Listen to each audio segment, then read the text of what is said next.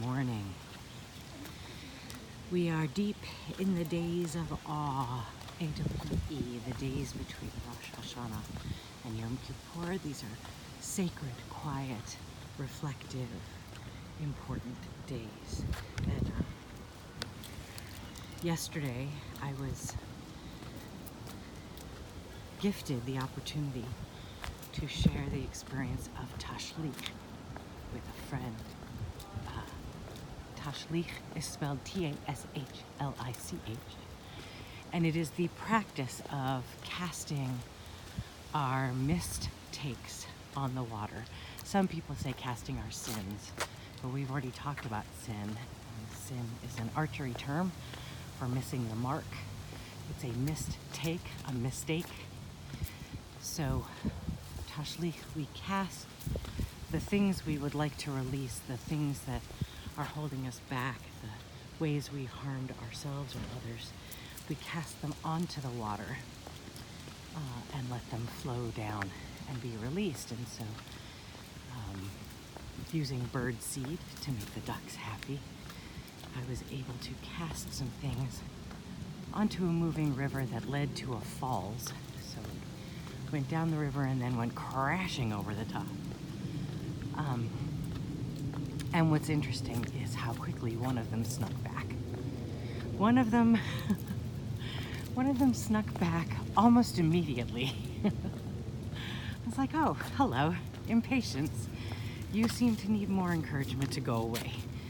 So, so what does that mean? I could say, oh, I failed. I released it and then I took it back. I'm a failure, I'm a loser. I could go there. It wouldn't be really useful for me to go there, but I could. Or I could just recognize that some things, some of our habits are the negative things that hold us back. Some of those things are deeply ingrained. For some, it's a lack of trust. For some, it's resentment. For some, it's holding back forgiveness. For some, it's other things. For me, apparently, it's impatience. It's a lack of patience. And good. Now I know. Now I know this. So that's where my work is. My work is figuring out, what is the impatience? Where is it coming from? What's behind it? Why is it an issue? That's my work. I love spiritual practice. I think it's the best way, Maddie, no eating. I think it's the best way to connect ourselves, or at least for me, it's the best way for me to connect myself to a life of spirit, to a life of being who I want to be, to the life of being Reverend Rachel. Practice and ritual are sacred, holy things. And it can be anything. There's a squirrel standing up. I don't know if you can see it, but it is standing up looking at us. Hello. It can be anything. Walking Maddie is a spiritual practice for me.